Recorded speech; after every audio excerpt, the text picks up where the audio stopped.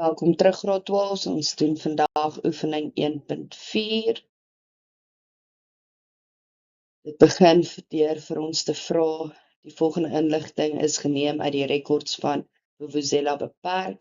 Die maatskappy se gemagtigde aandelekapitaal bestaan uit 500 000 gewone aandele.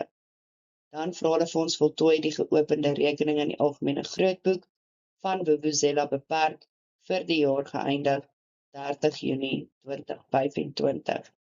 Vra dan ook vir ons voltooi die ontbrekende inligting in die notas tot die staat van finansiële posisie of die balansstaat op 30 Junie 2025 vir gewone aandelekapitaal en behoue inkomste. Derdens vra hulle vir ons bereken die gemiddelde uitreikprys per aandeel op 30 Junie 2025. Nommer 4 vra hulle lewer kommentaar op die dividende uitbetalingsbeleid. Dink jy hierdie jaar se dividende was 'n goeie finansiële besluit? Gee syfers om jou antwoord te staaf. 5. Bereken die totale aandeelhouersbelang op 30 Junie 20. Goed, nou gaan ons kyk na ons algemene grootboek. Die inligting wat hulle vir ons gee, begin met die saldo's geneem op 30 Junie 2024, die einde van die vorige finansiële jaar. So die eerste saldo wat hulle vir ons gee is gewone aandelekapitaal en hulle gee ook vir ons die gemiddelde uitreikprys van R5.30 per aandeel.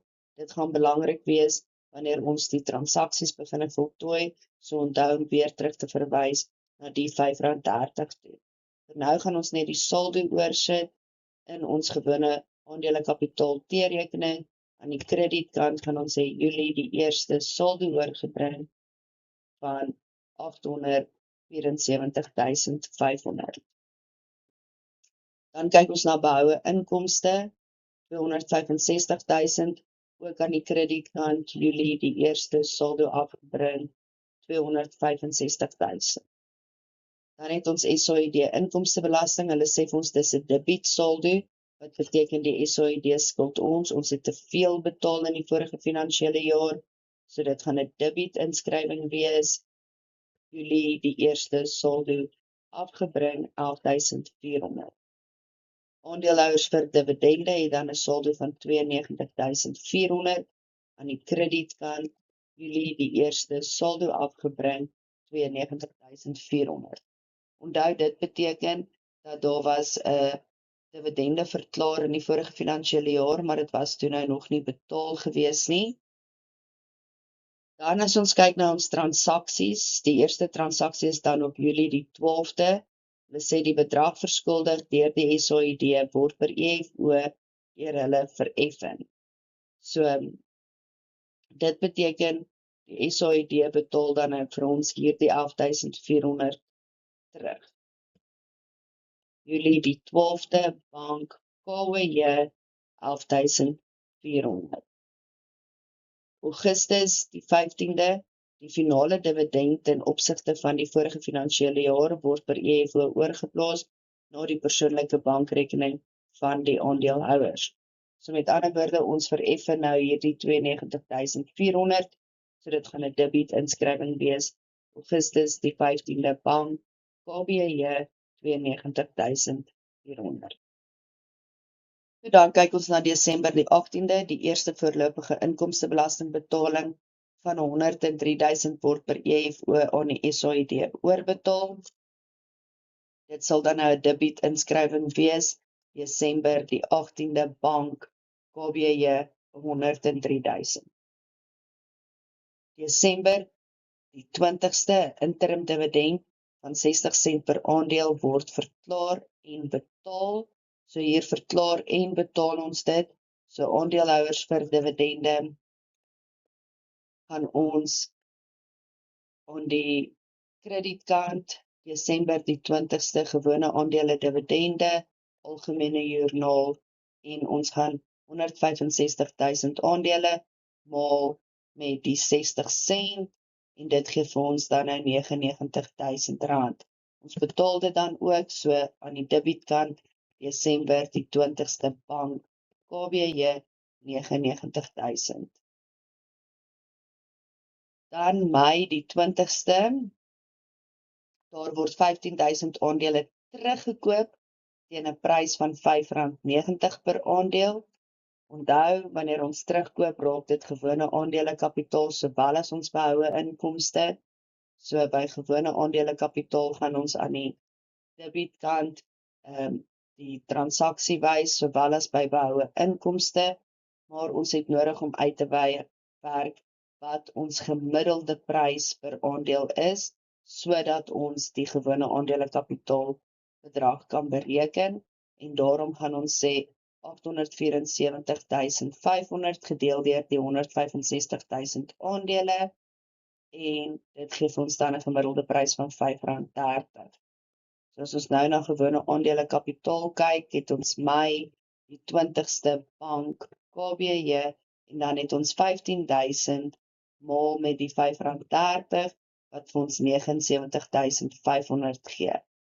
Nou die verskil tussen daardie R5.30 en die R5.90 is dan wat ons gaan gebruik om die behoue inkomste transaksie te voltooi.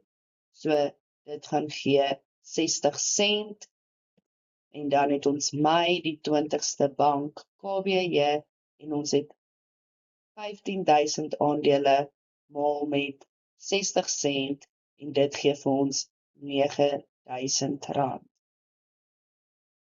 15 Junie, 'n addisionele 50.000 aandele word uitgereik teen 'n prys van R6.34 per aandeel. So dit gaan hier by ons gewone aandelekapitaal aan die debietkant wees. Die 15de bank KBJ, en ons sê 50.000 maal met R6.34, en dit gee vir ons R317.000. Junie die 20ste, 'n tweede voorlopige inkomstebelastingbetaling van R128.000 word per EFO aan die SAID oorbetaal. So dit gaan ook 'n debietinskryfing wees by die SAID inkomstebelasting, die 20ste bank KBJ, 128.000. Dan op die 30ste sê hulle vir ons die korrekte netto wins voor belasting soos bereken in die wins en verlies rekening beloop 870.000. So onthou, wins en verlies word in die verdelingsrekening afgeskryf. So aan die kredietkant gaan ons sê Junie die 30ste wins en verliesrekening, Algemene Joernaal 870.000. Dan sê hulle die maatskappy se belasting beloop 27% van die belasbare netto wins. Met ander woorde 27% dan nou van die 870.000 is wat ons aan die SAID moes oorbetaal het. So ons gaan sê 870.000 maal met 27/100, en dit gaan dan vir ons die Junie die 30ste inkomstebelasting Algemene Joernaal 234.900 gee. Nou hierdie bedrag moet ook na ons verdelingsrekening toe gaan. Junie die 30ste inkomstebelasting Algemene Joernaal 234.900. Dan 'n finale dividend van 80 sent per aandeel word dan nou verklaar. Onthou, ons moet nou kyk ook na ons aandele, wat het met dit gebeur gedurende die finansiële jaar. So ons het begin met 165.000 aandele, toe koop ons 15.000 terug, daarom minus ons 15.000, en toe het ons 'n verdere 50.000 uitgereik, wat beteken ons sit met 'n totaal van 200.000 aandele. Dit gaan dan nou hier by ons aandeelhouers vir dividende aan die kredietkant getoon word as Junie die 30ste gewone aandele dividende Algemene Joernaal, en dis 200.000 maal met die 80 sent, wat vir ons R160.000 gee. Ons moet nou ons gewone aandele dividende afskryf teen die verdelingsrekening. Onthou, ons kyk net na dit wat uitgereik is gedurende die finansiële jaar. So ons gaan 99.000 plus die 160.000, en dit gee vir ons 259.000. Nou gaan ons sommer die verdelingsrekening balanseer. kan sien dat die kredietkant die grootste is, so ons gaan 870.000 vat en ons gaan hierdie twee bedrae daarvan aftrek en dit word dan nou 'n bedrag vir ons behoue inkomste van 376.100. Daardie bedrag word dan nou teen ons behoue inkomste afgeskryf, Junie die 30ste verdelingsrekening, Algemene Joernaal 376.100. Dan gaan ons gewone aandelekapitaal balanseer. Ons kan duidelik sien dat die kredietkant die grootste is, so wanneer ons hierdie twee bymekaar tel, kry ons 1.191.500. Dit is dan ons totale vir beide debiet en krediet, en dan gaan ons dan nou net die 79.500 aftrek om ons saldo oorgedra te kry van 1.112.000. Dit word dan natuurlik ook ons saldo afgebring op die 1 Julie, 1.112.000. Dan gaan ons behoue inkomste balanseer. Beide kante 641.100, strek dan daardie 9.000 af om ons saldo oorgedra te kry van 632.100. Dit word dan nou ook die saldo afgebring op 1 Julie 632.100. SAID inkomstebelastingrekening, saldo aan beide kante is dan 234.900. Onthou, ons het daardie 11.000 reeds uitgebalanseer, daarom gebruik ons net hierdie 234.900 en ons trek dan af wat ons reeds betaal het, en dit gee ons 'n saldo oorgedra van 3.900 en afgebring op 1 Julie aan die kredietkant 3.900. Dit beteken dan nou, ons skuld die SAID nog R3.900.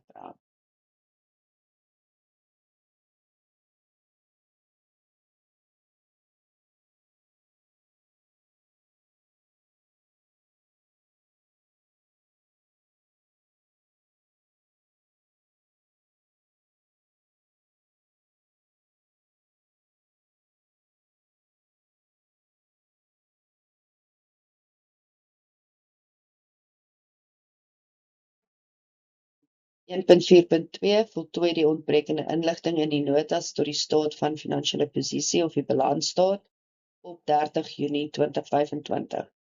Gewone aandelekapitaal, nou ons weet dat die aandele in uitgereik aan die begin van die jaar was dan nou 'n totaal van 874.500 en dit het vir ons 165.000 aandele gegee.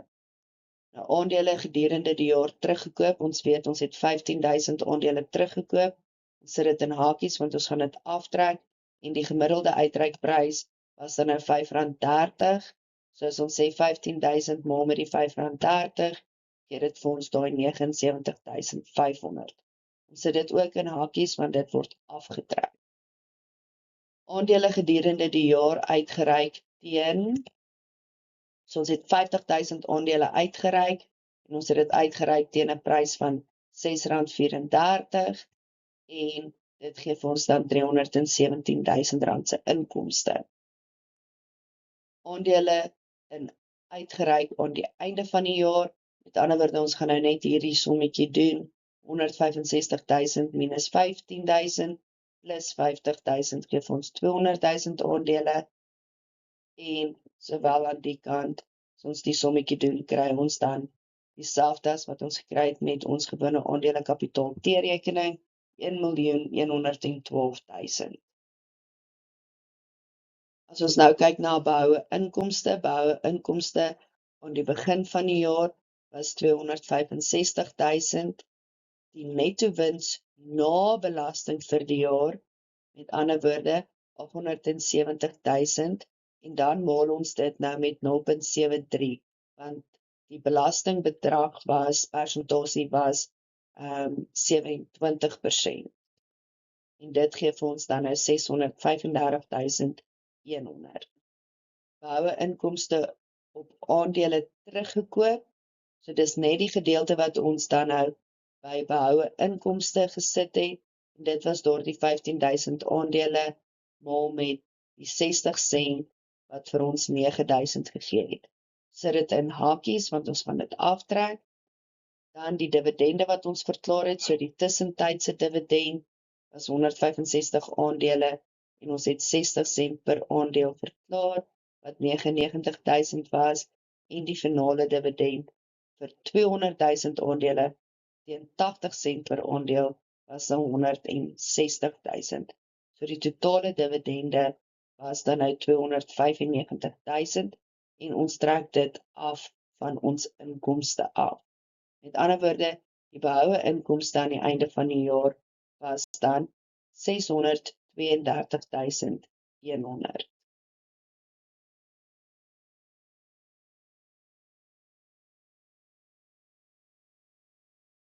1.4.3 sê dan nou bereken die gemiddelde uitreikprys per aandeel op 30 Junie 2025, met ander woorde aan die einde van die finansiële jaar. So ons weet, dit was 1.112.000 en ons weet ons het 200.000 aandele gehad, so ons deel dit en dit gee vir ons dan nou 'n gemiddelde prys per aandeel van R5.56. By 1.4.4 sê hulle lewer kommentaar op die dividendbeleid van die maatskappy. Dink jy hierdie jaar se dividende was 'n goeie finansiële besluit? Verskaf syfers om jou antwoord te staaf. So eerstens, daar is slegs R295.000 van die beskikbare netto wins na belasting van 635.100 as dividende aan aandeelhouers verklaar. Dan, die dividende is dus minder as die beskikbare wins na belasting, wat beteken dat die maatskappy winste terughou as behoue inkomste om te gebruik vir bates aan te koop of vir enige uitbreiding of groei wat hulle beplan in die volgende finansiële jaar. So die netto batewaarde van die aandele neem dus toe en beleggers wat aandele koop om later teen 'n hoër waarde te verkoop, sal gelukkig wees. So dit is 'n goeie ding dat die maatskappy soveel geld terughou. Dit beteken dat hulle groei sien en hulle potensiële uitbreiding het vir die volgende finansiële jaar of vir die nabye toekoms, en dit beteken dat die aandele se waarde gaan opgaan en daarom sal die beleggers baie tevrede wees. So beleggers wat aandele koop om 'n inkomste uit dividende te verdien, sal egter natuurlik minder gelukkig wees, aangesien hulle 'n hoër dividende of 'n opbrengs sou wou gehad het. Dan 1.4.5 bereken die totale aandeelhouersbelang op 30 Junie 2025. Gewone aandelekapitaal, ons weet die saldo was dan nou 1.112.000. Ons behoue inkomste was 632.100, so die totale aandeelhouersbelang is dan 1.744.100.